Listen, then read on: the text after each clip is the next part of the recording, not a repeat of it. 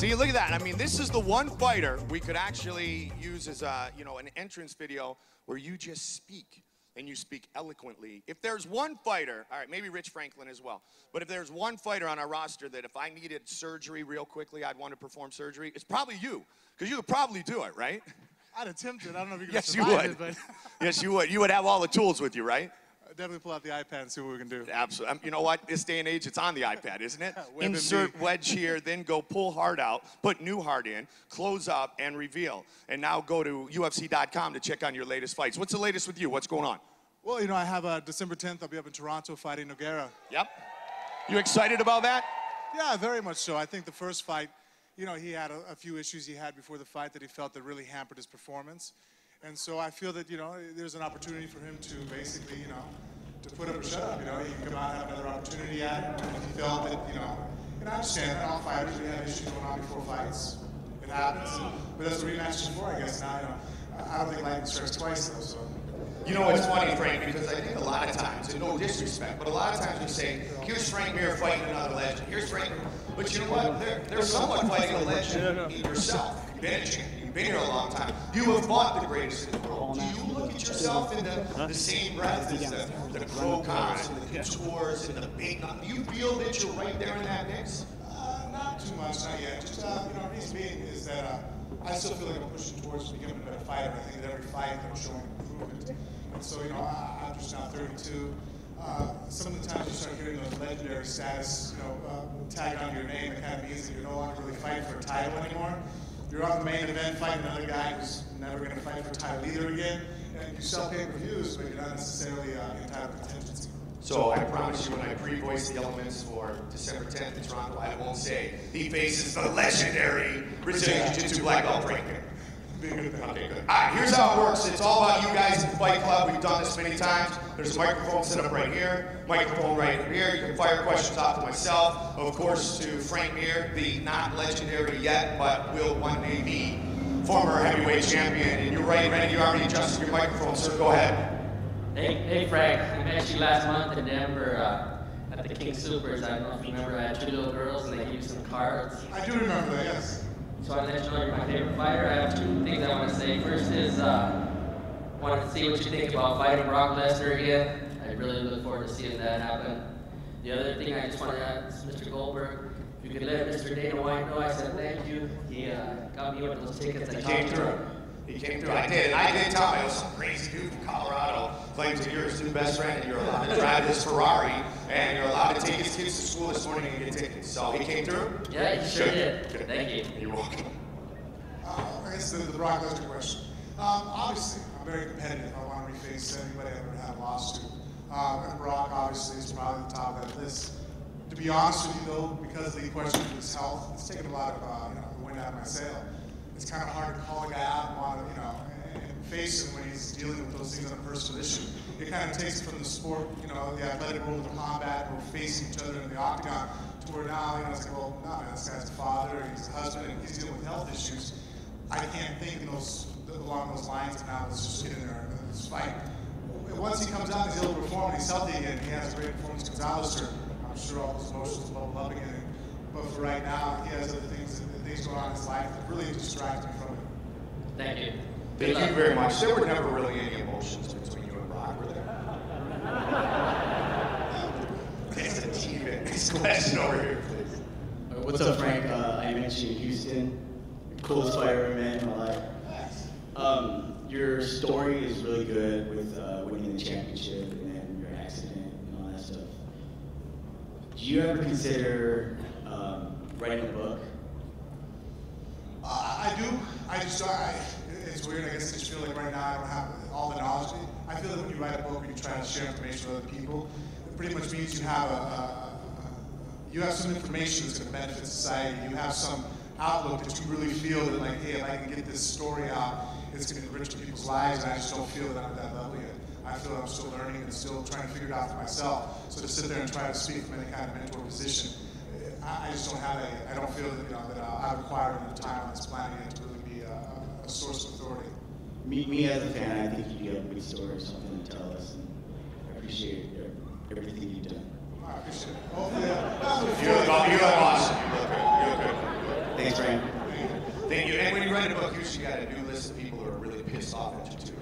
But you're gonna have to be honest along the way. Yeah, sure. I mean, the only thing is, usually when I talk about anybody, I try to always keep everything factual. You know, if I point something out about somebody, like, you know, people sit there and go, man, you said that about this fight and it's obnoxious. I'm like, yeah, but I said the truth. I said that he's not very good at this, or, you know, this situation happened and this is how he handled it. Well, you don't like it because I pointed out the obvious, and because I made a smart-ass remark about it? I don't understand. It doesn't change the fact that it happened. And you're big enough to be able to see that. Next question over here. Hey, Frank. My name is Matthew from thinking you were saying that a lot of fighters get hurt and still fight. So what do you think about GSP being such a bitch and backing out?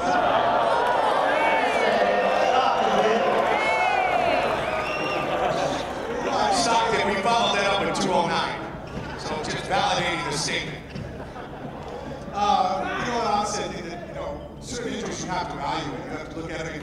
You have a sore foot, you know, your shin has a bruise on it, you fight, you know.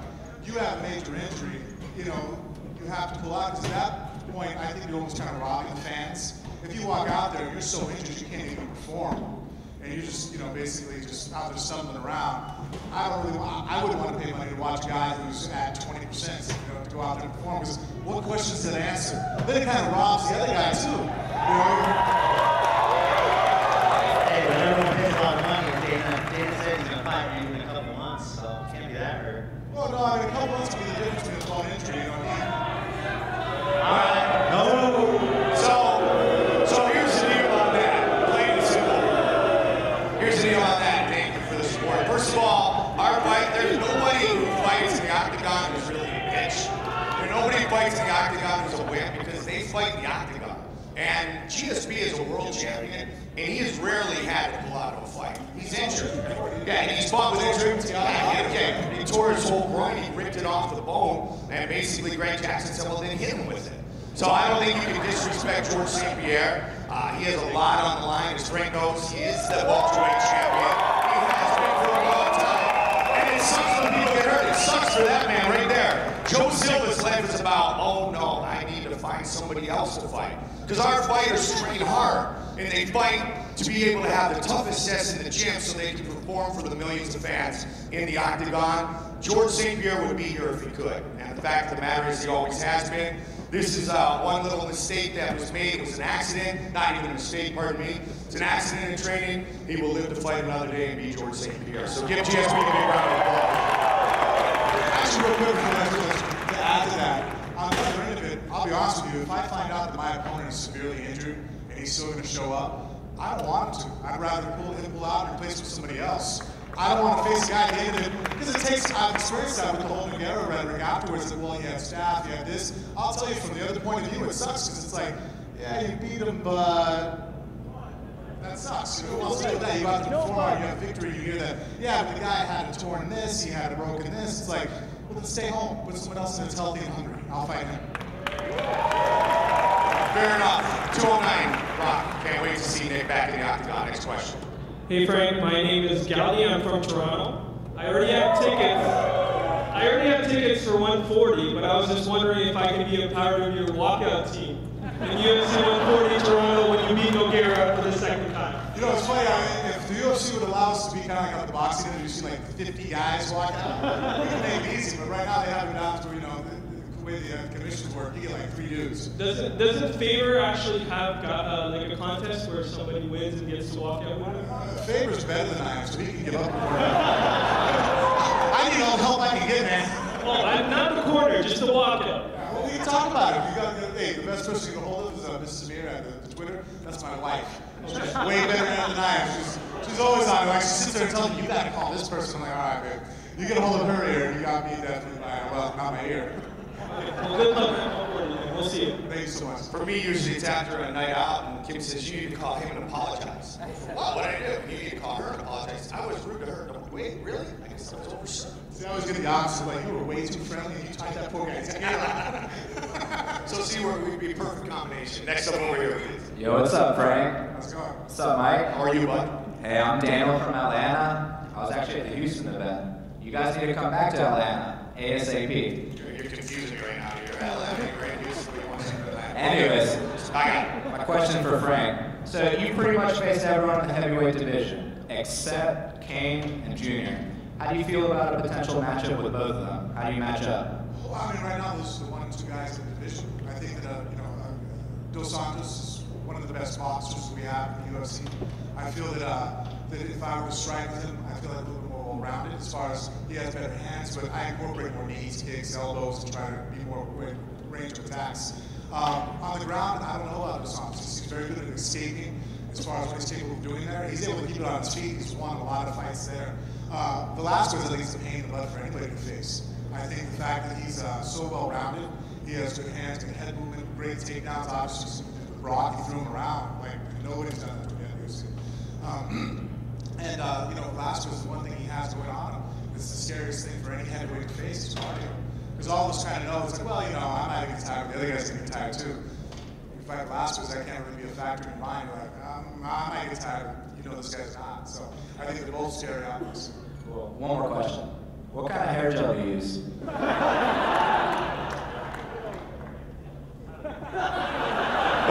a brown vodka guy, white buys. I have no idea what it says on there.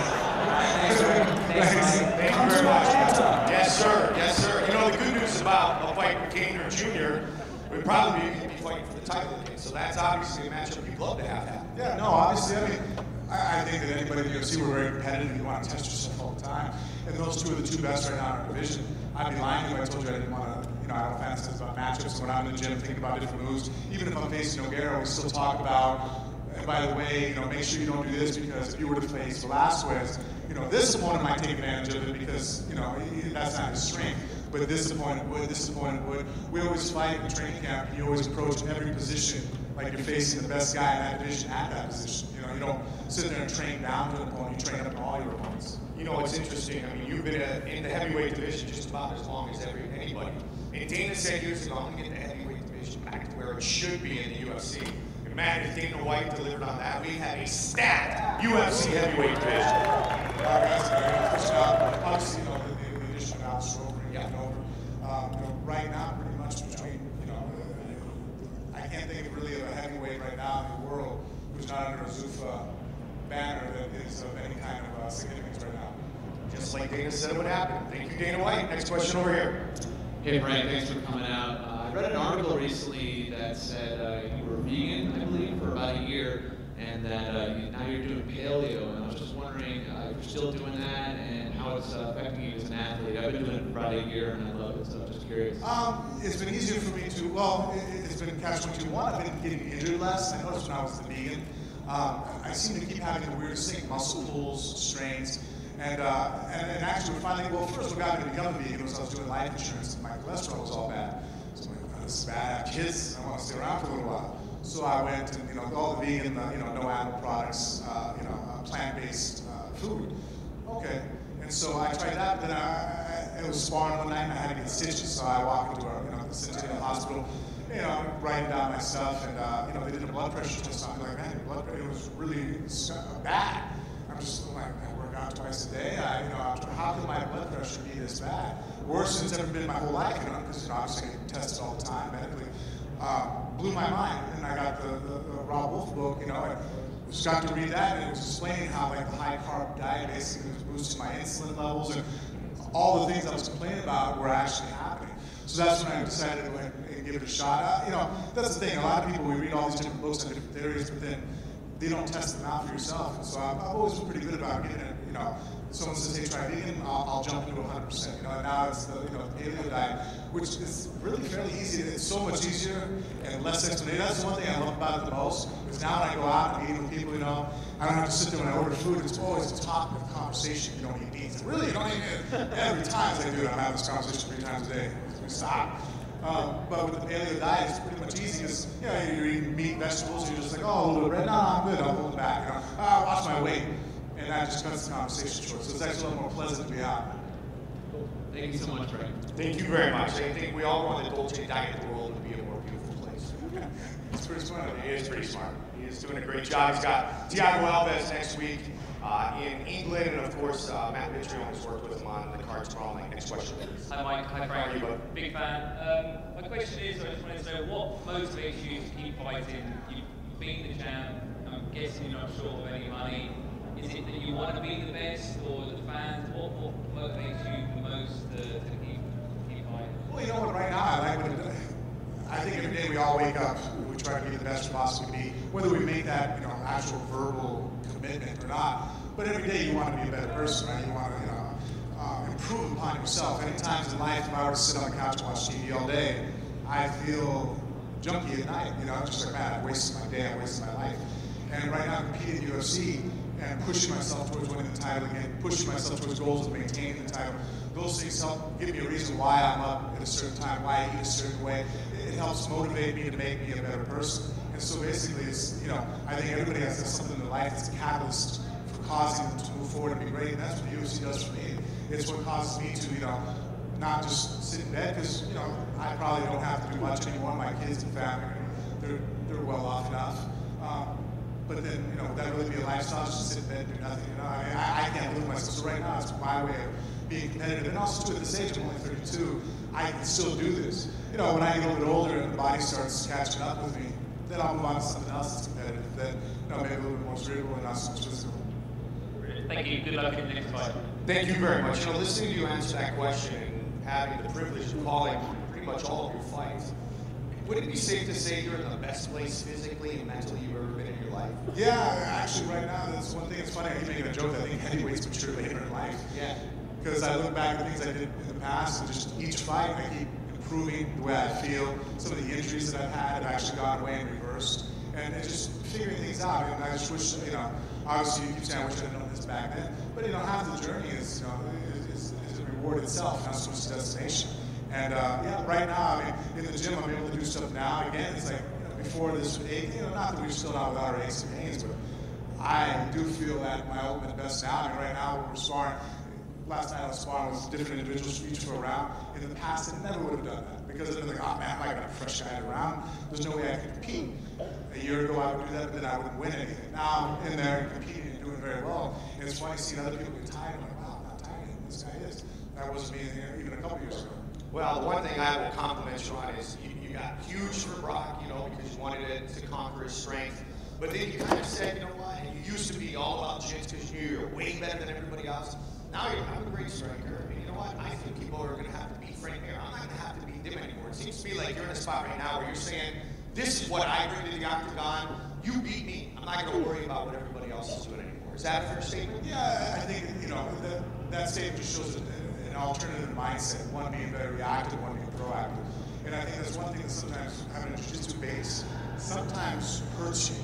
You watch a lot of guys in the gym roll around and doing jiu-jitsu is very reactive, kind of sit there, wait, my guy makes a mistake, and I counter on it. That's not such a great approach, I don't think, anymore. I think being offensive, being aggressive, and more of a wrestling mindset, like, well, I'm going to impose my will upon you. I'm going to direct the elements of this fight, is a much more effective way of competing and just approaching life itself. I'm going to direct the action. I'm not going to sit here and wait to see what's going to happen. Next question over here. Hey Frank, I'm a fan from Canada. Came down here to see GSP fight, and I'm going to see your fight in Toronto as well. Just a question, I enjoyed your battles with Brock, and recently you picked Brock to beat Alistair Overeem. Do you think that represents Alistair as being kind of one-dimensional and not having beaten anyone of substance, or do you think that's just how good Brock is? No, I think basically it comes down to a style fight. If you look at Alistair Overeem, he's one of the most decorated strikers we have in the heavyweight division. He's won the K1, he's a very strong, powerful striker. That being said, he has to defend the shot of Lesnar. And pretty much this is coming down to about as close as you can get to it now, where it's a grappler versus a striker. It doesn't work out for the striker very often. I mean, you have a few exceptions to the rule. There's Anderson Silva. But if you go on a list of 100 strikers versus 100 grapplers, 98 of the wrestlers are going to win because they control the position, they're going to get the takedown. That's why everybody in the UFC is training our wrestling abilities, because that dictates where the fight's going to happen. Whether you want to keep the fight on your feet or whether you don't. I just don't see how Alistair, who is going to stop Lesnar's takedown. Lesnar, I think, having the fight with King Velasquez is actually going to work out to his benefit. Maybe before the Velasquez fight, he would have walked out with Overeem and maybe just thrown a jab, moved his head, and thought he could throw a couple strikes. And that might have been gotten him in trouble. Sometimes a little bit of knowledge is a very dangerous thing. But I think now, after the Velasquez fight, doing the little, disco dance he did, I think he realizes he doesn't want to exchange with people. So I think that actually made Brock more dangerous. I think now he's just going to basically blast one jab, cover up, put his head in his chest, and run him into the cage, and rip his legs out from underneath him, and then it's going to be, you know, lights out. And just one more quick question, if you don't mind. Speaking of GSP and injury, and Brock had health problems, I happen to be a physician in Canada, and I know the UFC just did a really nice thing with that healthcare plan for their fighters, and I commend them for that. Can you tell me what it's like in terms of major injuries and the financial cost that gets incurred, and if that's a deterrent for fighters that aren't maybe at the marquee level like yourself? Well, no, I mean, right now we're so much better because in the past, I remember, even in the beginning of my career, you get a cut and you're like, well, you know, I can go down to UFC and, you know, insurance, or even if I don't, it's going to be, you know, almost $300 by the time I'm done with the medical bills. Or I can have my buddy here, pinch my eye closed, and put some super glue over the top of it. I've been there, you know, and so that's a CVS quick. You know, new skin, it works. You know, or you sit there and something's clicking and you're like, you know, just go to the doctor and check it out, nah. And then all of a sudden you train on it, and boom, now you have a major injury. Now with the way the insurance is set up, if you have something that's not feeling right, not that you're going to go to the doctor very ache and pain, but you know, as a fighter, as an athlete, you kind of know, like, man, that doesn't feel right. I don't think my knee should be buckling like that. And now you can go get it checked out, and if it is something major, get it fixed, or you can have it be a preventative thing, and now you don't have to pull out of the fight. You don't have to sit there and now you lose money, you lose fan base, you're causing all kinds of problems. All around, it's an awesome thing. I see no drawbacks to it whatsoever. Great, thank you. Thank you very much. Hey, just to let you guys know, we got about 2 more questions. We can listen to this man. He's so cerebral and intelligent all day long, but we have to set up for the THQ demonstration at the top of the hour for UFC Undisputed 3. So we'll fire 1 more from each side and then get ready for the top of the hour. Don't forget, weigh-in start at 4 o'clock. Go ahead, sir. Hey guys, I'm Nick from New York. Just a quick question. If you could train in any fight camp with any fighter, Frank, who would it be, or where would you want to go? Well, I mean, obviously, I'm very partial to the camp I have now. Gifford, Ricky Lindell, Drysdale, you know, I have, you know, Whitehead, a lot of guys I feel the best for me. But obviously, taking that into consideration, I'd probably go down to Jackson, to be honest with you. I mean, that guy really seems to, you know, have a lot of it down, you know, as far as the guys he has surrounded around him and the game plans he has. To sit in the room, kind of talk to him for a little bit, you know, you guys are very good, you know, like they call him Yoda, you know, it's for a reason. All right, thanks a lot, guys. Thank you very much. Next question, final question over here, please. Hey, how's it going, Frank? Mike. How are you? I'm Mike from here in Vegas. I was going to ask about your article about Lesnar easily overeating the guy already asked. So I'm just going to ask this simply. Assuming you beat Nogueira again, and for whatever reason, if Overeem beats Brock, would you like to match up with Overeem? Oh yeah, I would love to be able to fight Overeem. I think he's, you know, I think that actually Overeem would be a harder fight. He has a better chance against me than he does with Brock just because of styles. My shot's not where Brock's shot is. I'm more willing to stand and trade, move around, so a little more rounded than what Brock is. So I think it makes it a much more exciting fight for Overeem than it would be, you know, for him to face Brock.